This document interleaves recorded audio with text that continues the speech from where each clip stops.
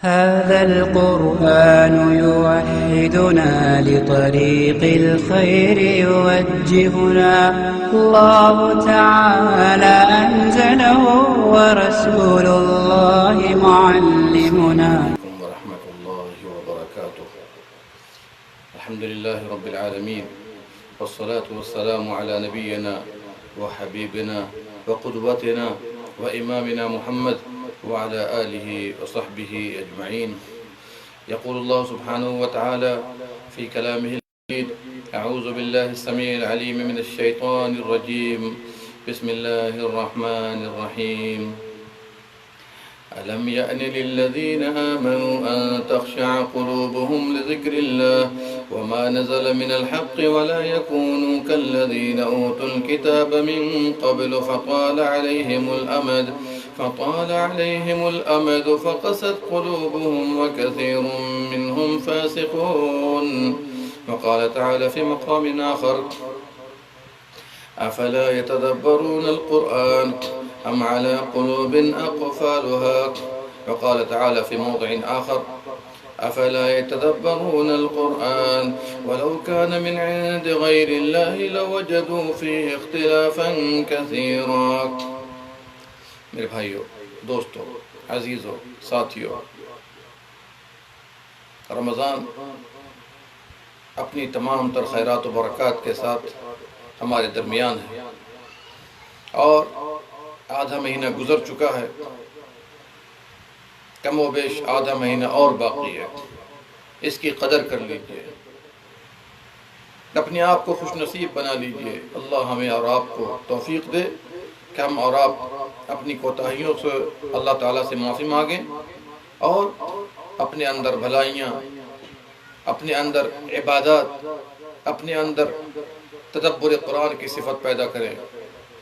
دیکھیے، تدبر قرآن کے بارے میں کل بہت سی باتیں گزر چکی ہیں کہ انسان جو نزول قرآن کا مقصد ہے، تدبر قرآن، قرآن کو پڑھے، قرآن پر غور کرے، قرآن ترجمے سے پڑھے اور اس سے جو باتیں نکلتی ہے اس کو آدمی اپنی زندگی میں نافذ کرے اور اپنے ایمان و عمل کو مضبوط کرے، اس سے ہدایت حاصل کرے.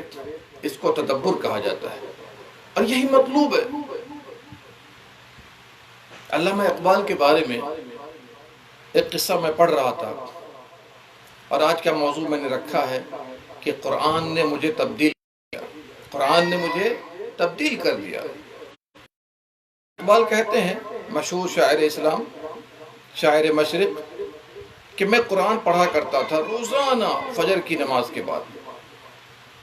میرے والد مجھے دیکھتے اور سوال کرتے: کیا کر رہے ہو؟ تو میں جواب دیتا: میں قرآن پڑھ رہا ہوں.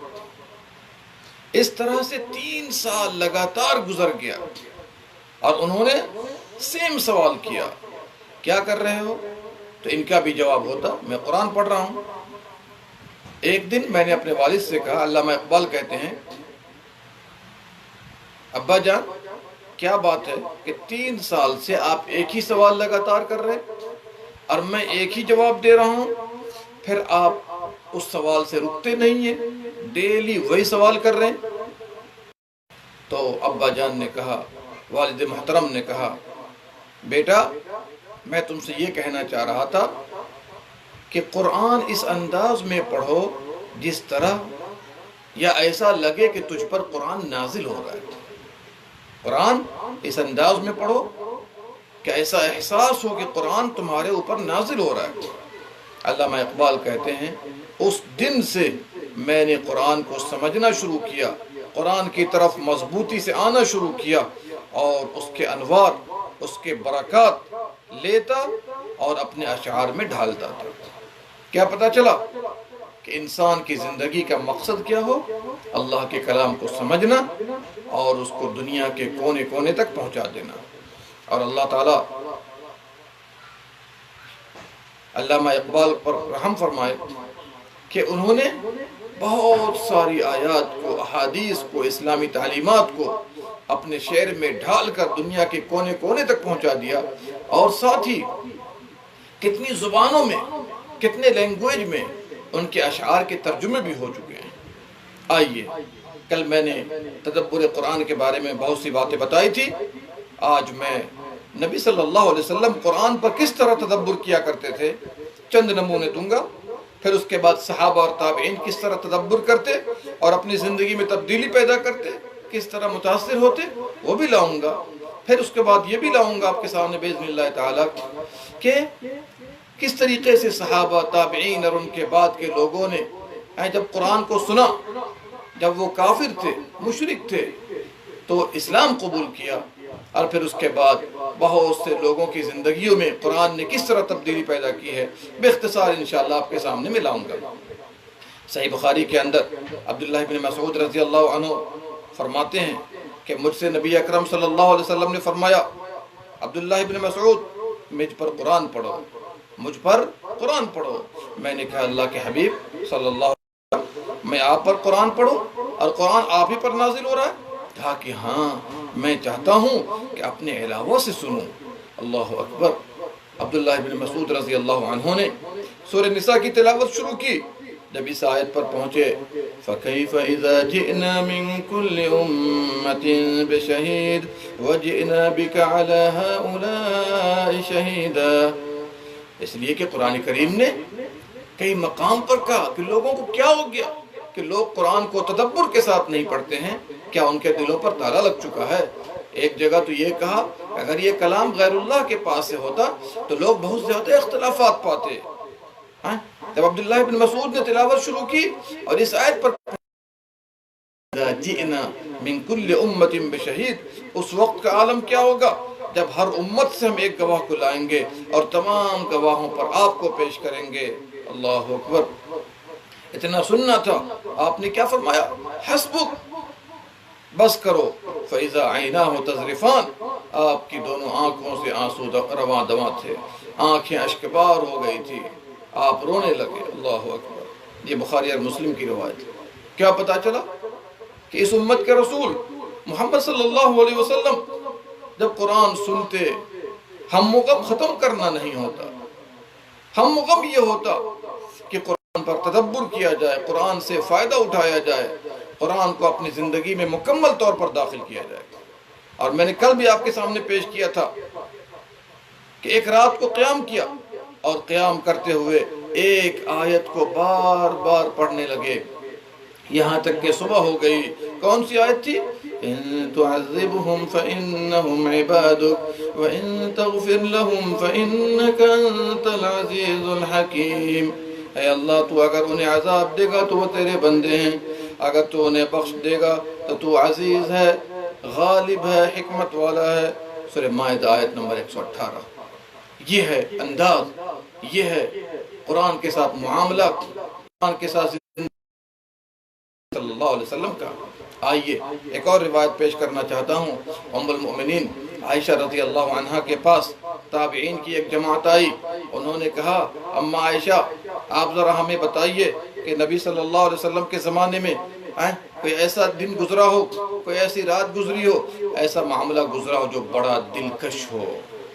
اماں عائشہ کہتی ہیں لوگوں، جو بھی وقت ہمارے صلی اللہ علیہ وسلم کے بڑا دلکش تھے، لیکن ایک رات نبی صلی اللہ علیہ وسلم تشریف لائے اور میرے یہاں باری تھی، میرے ساتھ لیٹ گئے، یہاں تک کہ حدیث کے مس جلدی جلدہ، یہاں تک کہ میرا چمڑا ان کے چمڑے کے ساتھ ٹچ ہوا۔ پھر انہوں نے کہا اے عائشہ، کیا تو مجھے اجازت رب کی عبادت کروں، اپنے رب کی عبادت کروں؟ میں نے کہا اللہ کے نبی صلی اللہ علیہ وسلم، مجھے آپ کی قربت پسند ہے اور جو آپ کو پسند ہے مجھے پسند ہے۔ حکیمہ تھی، دونوں طرح کی بات انہوں نے کہہ دی۔ اللہ اکبر۔ اٹھے اور پانی زیادہ خرچ نہیں کیا، پھر اس کے بعد نماز کے لیے کھڑے ہوئے اور لمبا قیام، رکوع و سجود کیا، رونے لگے یہاں تک کہ بلال رضی اللہ عنہ تشریف لائے فجر کی خبر دینے۔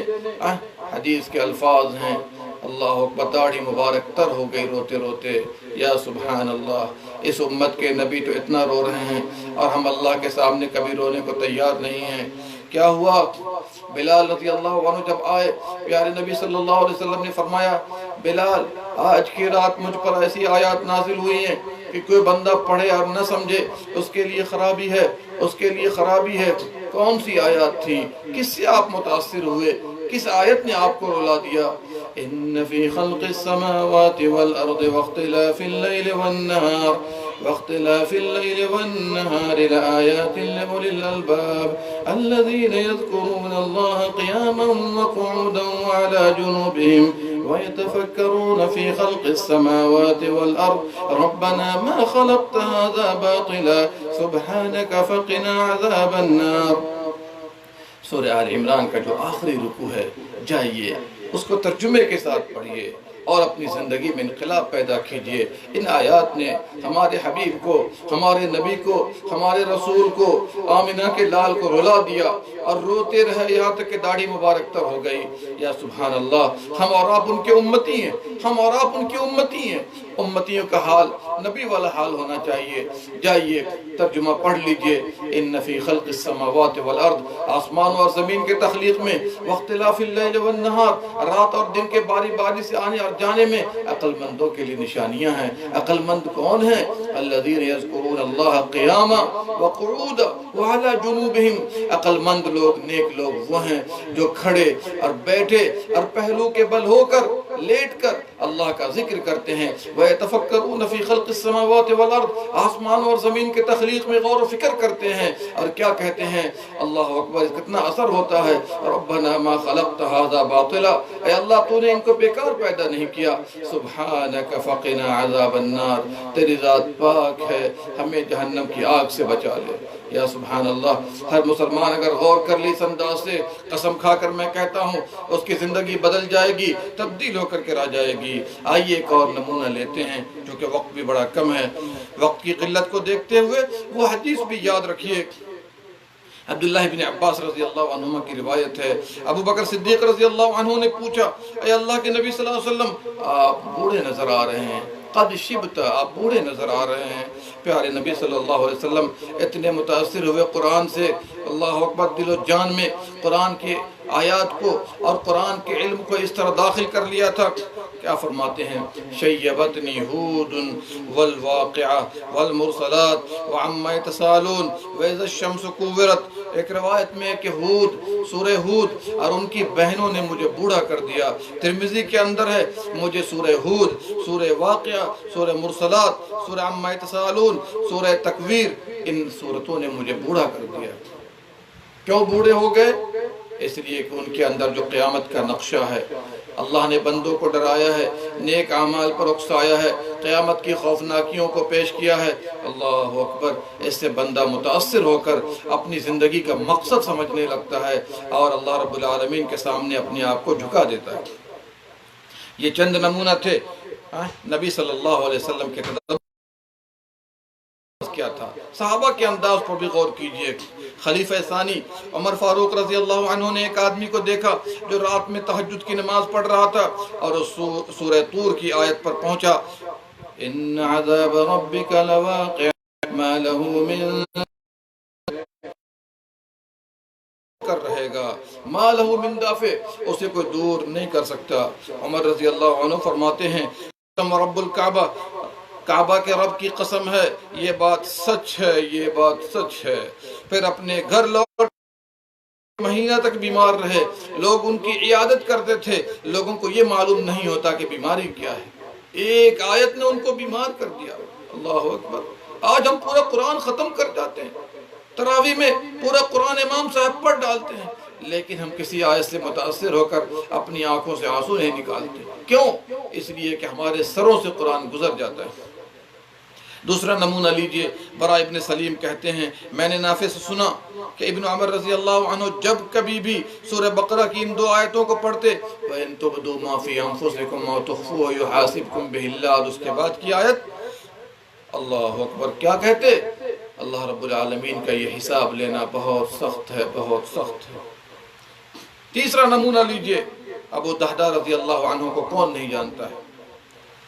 جب یہ آیت نازل ہوئی اور انہوں نے سنا من ذا الذی یقرض اللہ قرضا حسنا، کون ہے جو اللہ کو قرض دے گا بہترین قرض، قرض حسن، فیضاعفہ لہ اضعافا کثیرہ، اللہ اسے بہت زیادہ بڑھا کر دے گا۔ سورہ بقرہ آیت نمبر 245۔ وہ آئے اور کہتے ہیں اللہ کے رسول صلی اللہ علیہ وسلم کیا اللہ ہم سے قرض مانگتا ہے جبکہ وہ رب العالمین ہے؟ سبحان اللہ، اس آیت نے ان کے دل کو زندہ کر دیا کہ ہم میں سے کتنے لوگ ہیں جو اس آیت سے گزر جاتے ہیں، ذرہ برابر ان کا دل متحرک نہیں ہوتا۔ اللہ بادشاہوں کا بادشاہ ہے۔ وہ کہتے ہیں کہ اللہ مجھ سے قرض مانگ رہا ہے۔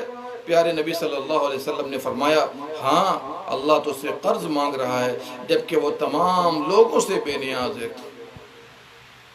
اس کے بعد نبی صلی اللہ علیہ وسلم نے فرمایا اللہ کو قرض دو گے تمہارے درجات بلند کر دے گا، تمہارے گناہوں کو معاف کر دے گا اور اس کا بیش بہا بدلہ دے گا۔ اللہ اکبر۔ ان کے پاس کھجور کا ایک باغ تھا جس میں 600 درخت تھے کھجور کے۔ کہا اے اللہ کے نبی صلی اللہ علیہ وسلم یہ باغ میں نے اپنے رب کو قرض دے دیا، یہ باغ ہم نے اپنے رب کو قرض دے دیا۔ اور اپنے باغ کے پاس گئے اور باہر ہی سے آواز دے رہے ہیں اپنی بیوی بچوں کو، ام دہدہ آؤ بچوں کو لے کر باہر نکلو۔ ام دہدہ بھی تعجب میں پڑ گئیں کہ آج کیا بات ہے، باہر ہی سے آواز دے رہے ہیں۔ جب باہر نکلی تو ابو دہدہ کہتے ہیں کہ میں نے یہ باغ اپنے رب کو قرض دیا ہے۔ یا سبحان اللہ، ایک آیت نے ان کے دل کو کس طرح بے چین کر دیا کہ رب کو قرض دینے کے لیے 600 کھجور کے درخت کے باغ کو وقف کر دیا۔ یا سبحان اللہ، بیوی بھی نیک خاتون تھی، کیا کہتی ہیں آپ نے رب کے ساتھ بہترین تجارت کی ہے۔ اللہ اکبر۔ دیکھا آپ نے، ایک آیت سے لوگ اپنی زندگی کو بدل لیتے تھے، اپنے فکر اور مزاج کو بدل لیتے تھے، اور وہ یہ سمجھتے تھے کہ یہ آیت ہمارے لیے نازل ہوئی، ہمارے بارے میں نازل ہوئی، یہ آیت ہم کو مخاطب کر رہی ہے۔ یہی انداز ہمارا اور آپ کا ہونا چاہیے۔ چوتھا نمونہ لیجئے، عائشہ رضی اللہ عنہ فرماتی ہیں اللہ مہاجر خواتین پر رحم فرمائے جو سب سے پہلے گزری۔ لما انزل اللہ، جب اللہ نے یہ آیت نازل فرمائی وَلْيَضْرِبْنَ بِخُمُرِهِنَّ عَلَى جُيُوبِهِنَّ، اپنے دوپٹوں کو اپنے گریبانوں پر رکھ لیا کریں۔ سبحان اللہ، جب یہ آیت نازل ہوئی رات بھر خواتین، رات بھر صحابیات اپنے نقاب اور برقع کو ٹھیک کرنے میں لگ گئیں۔ جب فجر کی نماز میں پہنچیں تو ایسا لگ رہا تھا تمام لوگوں کے سر پر کوا بیٹھا ہوا ہے۔ ساری خواتین مکمل طریقے سے پردہ کر کے مسجد کو نکلی نماز فجر کے لیے۔ دیکھا آپ نے، ایک آیت سے حضرات صحابہ اکرام اور ان کی خواتین کس طرح متاثر ہوتی تھیں، اور جذبہ یہ ہوتا تھا کہ اللہ کا حکم آئے اور آدمی فوراً عمل کرنا شروع کر دے۔ پانچواں نمونہ لے لیجئے کہ تدبر کر کے لوگوں نے اپنی زندگی میں کس طرح تبدیلی پیدا کی۔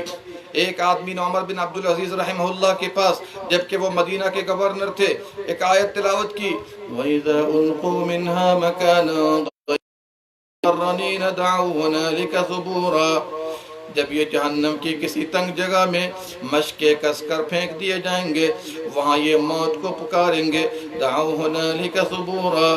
اللہ کیا فرمائے گا؟ لا تدعوا اليوم ثبورا واحدا وادعوا ثبورا كثيرا، ایک موت کو نہ پکارو بلکہ بہت زیادہ موت کو پکارو۔ یہ کون لوگ ہیں؟ اللہ اکبر، جو جہنمی ہیں اور جنہوں نے دنیا کی قدر نہ کی، اللہ کی عبادت نہ کی، اپنے عقائد درست نہ کیے۔ عمر بن عبدالعزیز نے سنا، پھوٹ کر رونے لگے، آواز بلند ہو گئی، اپنی مجلس سے اٹھے، اپنے گھر میں داخل ہو گئے اور رو رہے تھے، لوگ ان سے جدا ہو گئے۔ دیکھا ایک آیت نے عمر بن عبدالعزیز کو کس طرح متاثر کیا۔ اسی طرح آگے چلیے، امام احمد رحمۃ اللہ علیہ اپنی مجلس میں تھے، اپنے طلباء کے درمیان تھے، ایک بے وقوف آتا ہے، ان کو برا بھلا کہتا ہے، گالی گلوچ کرتا ہے۔ ان کے طلاب، ان کے تلاميذ کہتے ہیں یا ابا عبداللہ، اے ابو عبداللہ اسے جواب دیجئے، اس بے وقوف پر رد کیجئے۔ انہوں نے کہا نہیں قسم اللہ کی، قرآن کہاں ہے قرآن تو کہتا ہے وَعِبَادُ الرَّحْمَنِ الَّذِينَ يَمْشُونَ عَلَى الْأَرْضِ هَوْنًا وَإِذَا خَاطَبَهُمُ الْجَاهِلُونَ قَالُوا سَلَامًا، جب نیک لوگ جاہلوں سے مخاطب ہوتے ہیں تو سلام کہہ کے گزر جاتے ہیں۔ یہ ہے چند نمونے جنہوں نے اسلاف کرام کی زندگی کو متاثر کر دیا، تبدیلی پیدا کر دی ہے۔ آئیے کتنے نمونے ہیں، بے شمار نمونے صحابہ تابعین وغیرہ کی جماعت کے کہ قرآن کو سن کر انہوں نے اسلام قبول کیا۔ جبیر بن مطعم رضی اللہ عنہ کا مشہور واقعہ صحیح بخاری کے اندر ہے، آپ نے سنا ہوگا کہ پیارے حبیب صلی اللہ علیہ وسلم سے انہوں نے مغرب کی نماز میں سورہ طور کی تلاوت سنی، اور جب اس آیت پر پہنچے ہمارے حبیب صلی اللہ علیہ وسلم ام خلق السماوات والارض بل لا يوقنون ام عندهم خزائن ربك ام هم المسيطرون ام لهم سلم يستمعون فيه فليأت مستمعهم بسلطان مبين۔ یا سبحان اللہ، کہتے ہیں ایسا لگ رہا تھا کہ میرا دل اڑ جائے گا، میرا دل اڑ جائے گا، اور خود یہ کہتے ہیں کہ ایمان میرے دل میں اسی وقت آ کر بیٹھ گیا، ایمان نے دل میں جگہ لے لی۔ دیکھا آپ نے، چند آیات نے، ایک سورت نے ان کے دل کو اس طرح جھجوڑا کہ اللہ تعالیٰ نے ان کے دل میں اسلام کی محبت ڈال دی، اور آج ہم پورے قرآن کو پڑھ جاتے ہیں، کسی آیت پر بھی ہمارا دل حرکت میں نہیں آتا۔ آئیے دوسرا نمونہ جس کے سبب لوگوں نے اسلام قبول کیا، امیر المؤمنین عمر بن خطاب رضی اللہ عنہ ایک دن مسجد نبوی شریف میں آرام فرما رہے تھے۔ آپ کے سر پر ایک آدمی کھڑا اور لا الہ الا اللہ کی شہادت دے رہا ہے، محمد الرسول اللہ کی شہادت دے رہا ہے۔ آپ نے اس سے پوچھا تو کون ہے؟ کہا کہ میں روم کا عالم ہوں، روم سے آیا ہوں، عربی زبان بھی سمجھتا ہوں۔ کہا معاملہ کیا ہے؟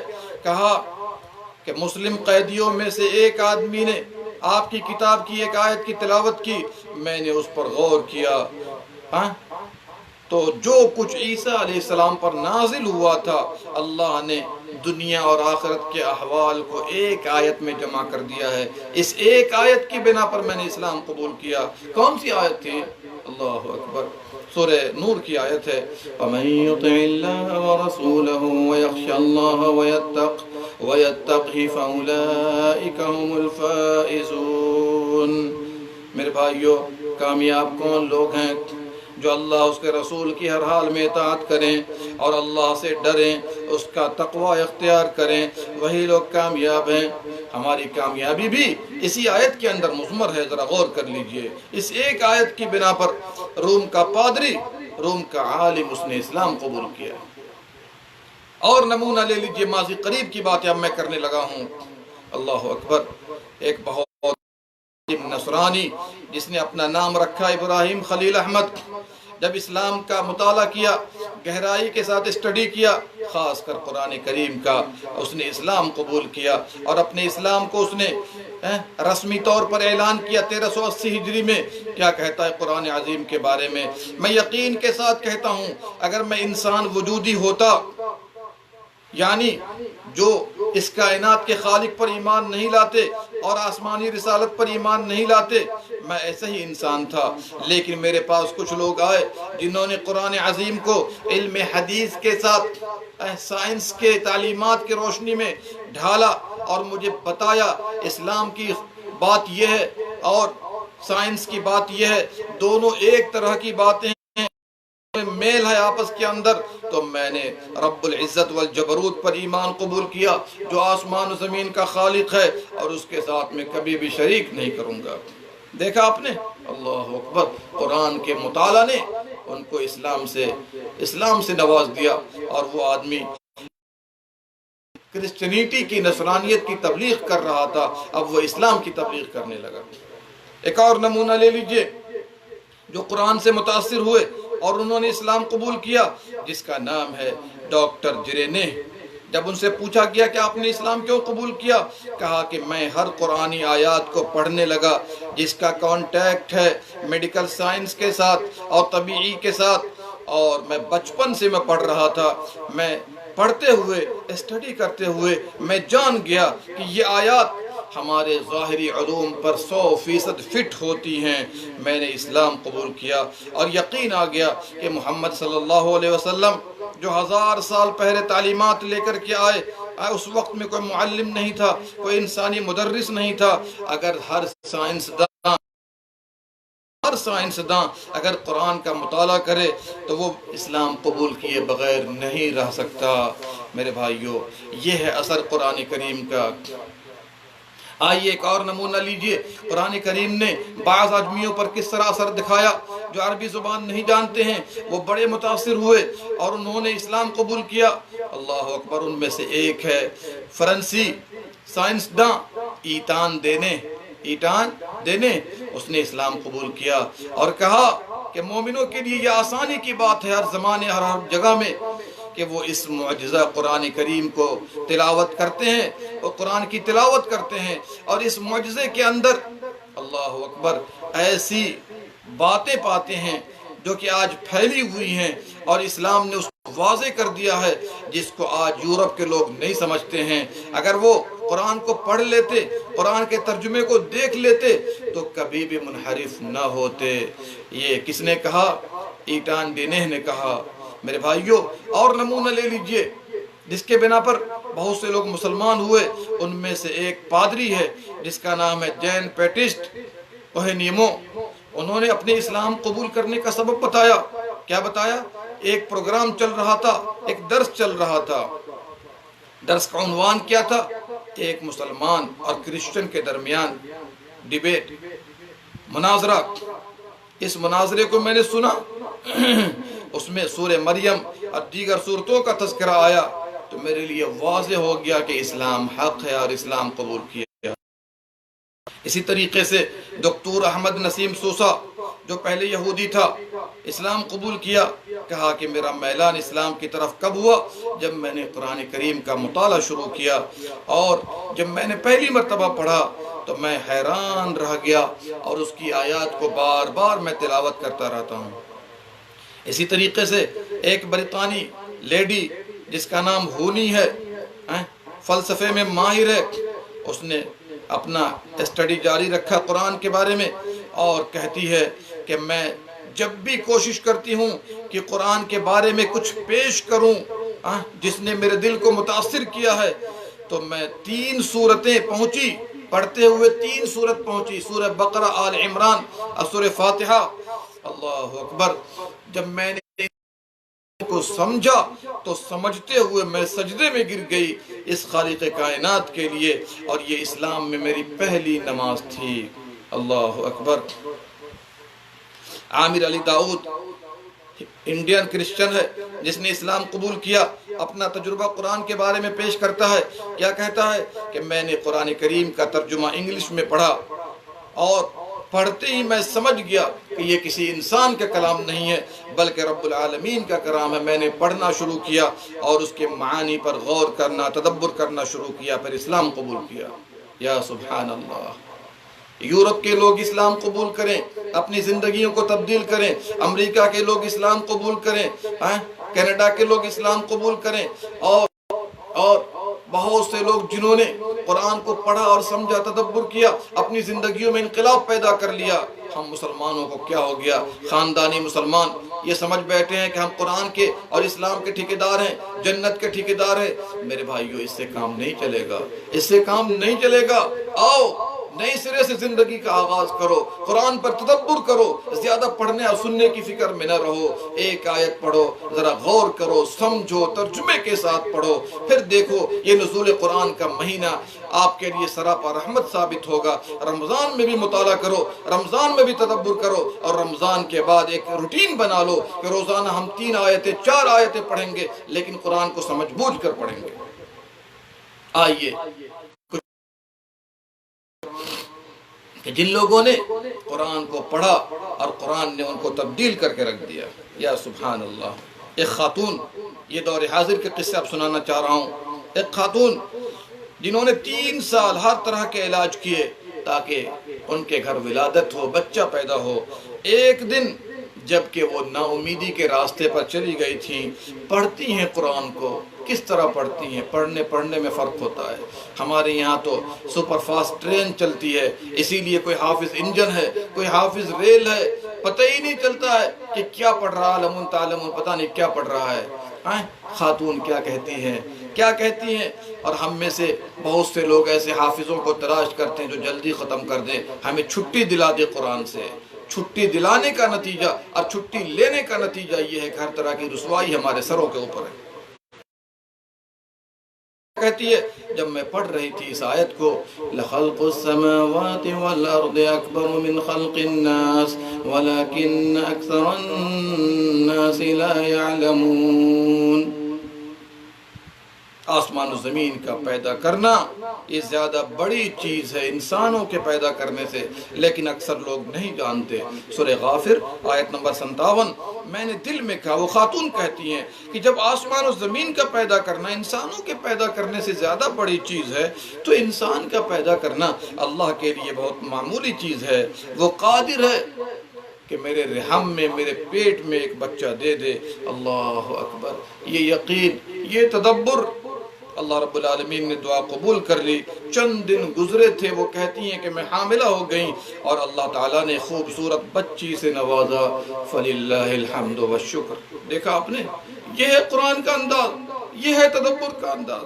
آئیے ایک اور خاتون اپنا قصہ سناتی ہیں کہ میں اپنے شوہر کی اطاعت و خدمت میں بہت سی نافرمانی کے کام کر ڈالتی تھی، برائی کے کام کر ڈالتی تھی جبکہ وہ حرام ہے، تاکہ شوہر غصہ نہ کرے۔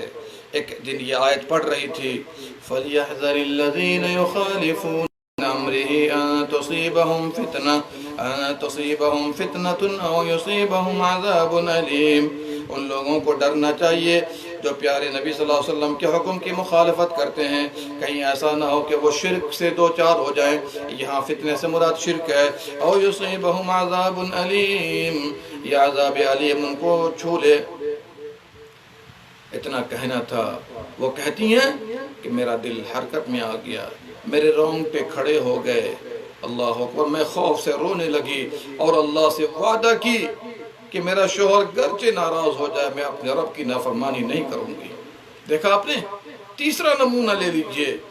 ایک خاتون کہتی ہیں کہ اور یہ میرے لیے ہدایت کا سبب بن گیا۔ کون سی آیت؟ وَالَّذِينَ جَاهَدُوا فِينَا لَنَهْدِيَنَّهُمْ سُبُلَنَا وَإِنَّ اللَّهَ لَمَعَ الْمُحْسِنِينَ۔ سورہ عنکبوت آیت نمبر 69۔ میں اس آیت کو بار بار پڑھنے لگی۔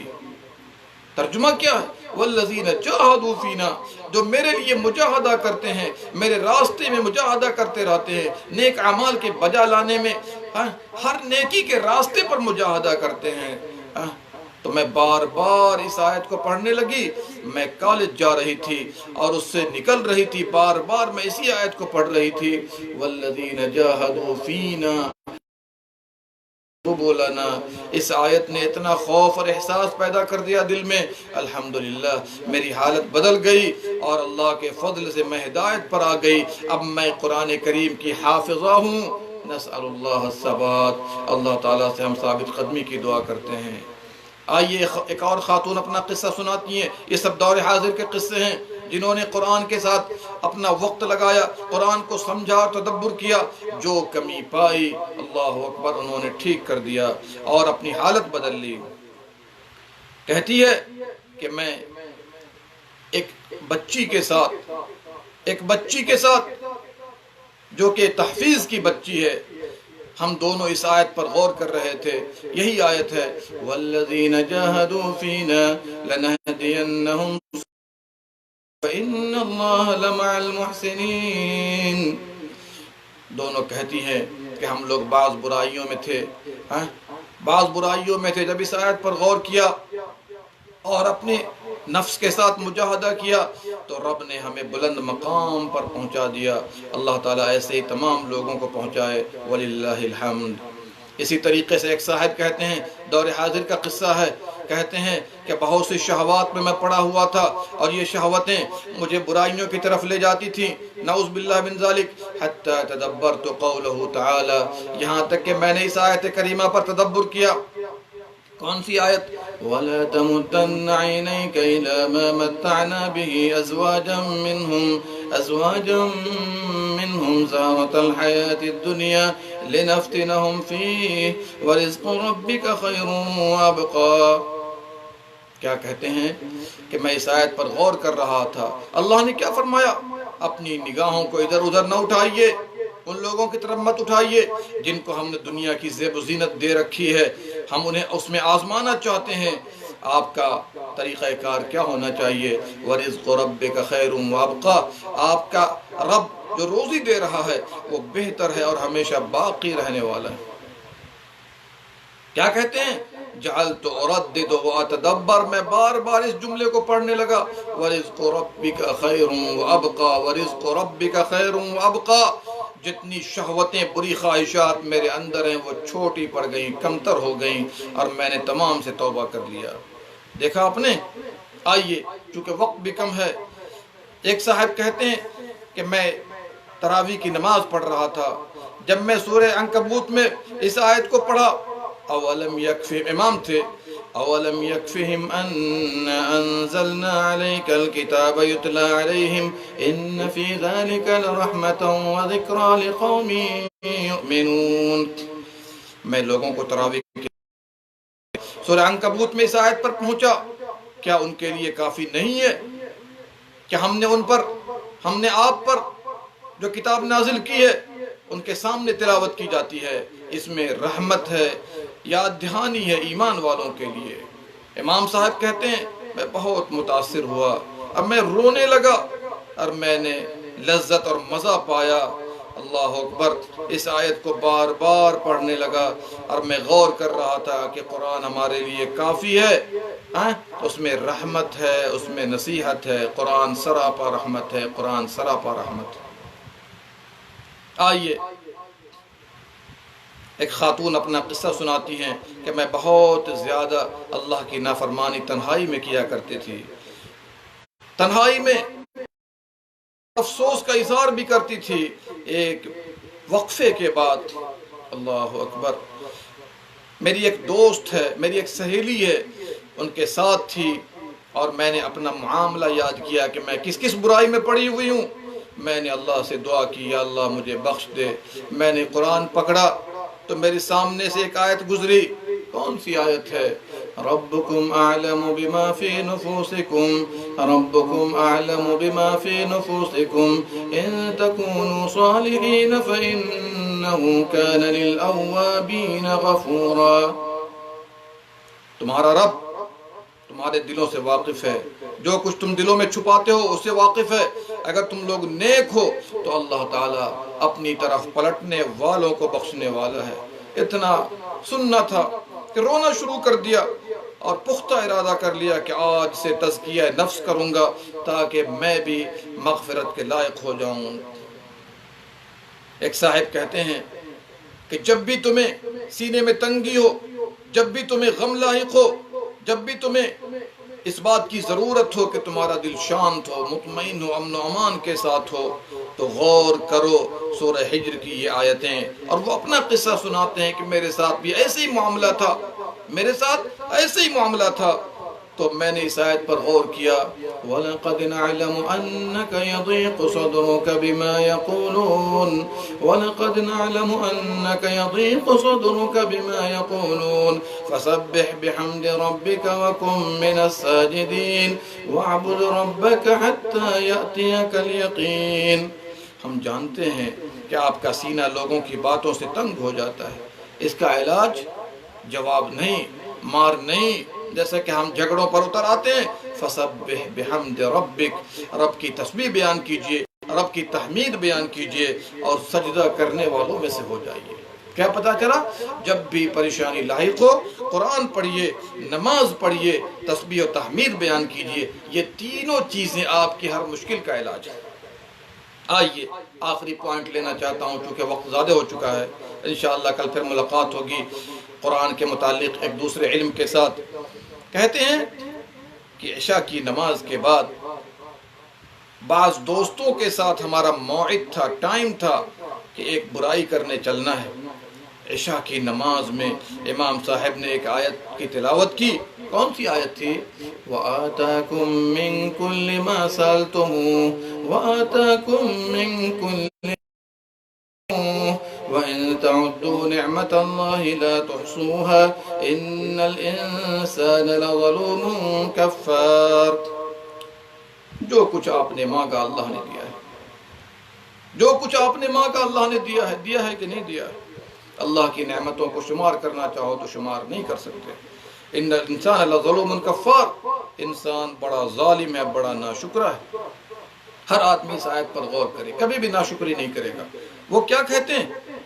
میں نے بار بار یاد کرنا شروع کیا کہ ہمارے پاس کیا خیر ہے، کیا نعمتیں ہیں، تو میں شرما گیا اللہ سبحانہ و تعالیٰ سے، اور جس برائی کا ارادہ کر رہا تھا اس سے توبہ کر کے الحمدللہ اس سے دور ہو گیا۔ اس طرح کے واقعات، اسلاف کرام کے قصے اگر آپ غور کریں گے، اسلام لانے والوں کے واقعات، کتنے لوگ اسلام میں داخل ہوئے قرآن کو سن کر، قرآن کا مطالعہ کر کے، اگر ایسے واقعات آدمی شروع کر دے، اللہ اکبر، کئی دن گزر جائیں گے لیکن واقعات ختم نہیں ہوں گے۔ میرے بھائیو، یہ سنانے کا مقصد کیا ہے؟ سنانے کا مقصد صرف یہ ہے کہ قرآن کا ہم و غم یہ نہ ہو کہ آدمی پڑھے اور ختم کرے، 4 پارہ 6 پارہ پڑھے، قسم اللہ کی پڑھنا کار ثواب ہے، اس میں کوئی شک نہیں ہے، لیکن سب سے بڑی چیز قرآن کا مقصد کہ آپ ایک آیت پڑھیے، سمجھ بوجھ کر پڑھیے، ایک آیت پڑھیے، سمجھ بوجھ کر پڑھیے، تدبر کے ساتھ پڑھیے۔ پورا قرآن پڑھنے سے بہتر ہے، جیسا کہ صحابہ کرام کے فرامین ملتے ہیں اس واقعہ میں۔ صحابہ کرام نے بار بار کہا کہ تم پورا قرآن ختم کر لو، لیکن ایک آیت اگر آپ سمجھ بوجھ کر تدبر کے ساتھ پڑھو تو انشاءاللہ پورا قرآن پڑھنے سے بہتر ہے۔ اللہ ہم سب کو قرآن کو تدبر کے ساتھ پڑھنے کی توفیق دے اور اس سے اپنی زندگیوں کو بدلنے کی توفیق دے۔ باری تعالیٰ قرآن کو ہمارے لیے حفظ جان بنا دے، ہمارے دلوں کے لیے بہار بنا دے، قرآن کو ہمارے لیے سفارشی بنا دے، قرآن کو ہمارے لیے باری تعالیٰ ہر ہم و غم سے نجات کا سبب بنا دے، باری تعالیٰ قرآن کو ہمارے لیے ہر طرح سے رحمت بنا دے، برکتوں کا ذریعہ بنا دے، باری تعالیٰ ہم سب کو قرآن کے ساتھ اٹھنا بیٹھنا کرنے والا بنا دے، باری تعالیٰ ہم سب کے لیے قرآن کو ہمارے لیے آرام و سکون کا ذریعہ بنا دے، اور اس قرآن کریم کے ذریعے ہم غیر مسلموں کو اسلام کی دعوت دیں تاکہ وہ بھی انشاءاللہ اس سائے تلے آئیں اور وہ جنت کے مستحق ہوں، ان کے لیے دنیا بھی خیر ہو، ہمارے لیے بھی خیر ہو، آمین یا رب العالمین۔ اللہم صلی علی نبینا محمد وعلی آلہ وصحبہ اجمعین، والسلام علیکم ورحمۃ اللہ وبرکاتہ۔ هذا القرآن يوحدنا لطريق الخير يوجهنا، الله تعالى أنزله ورسول الله معلمنا.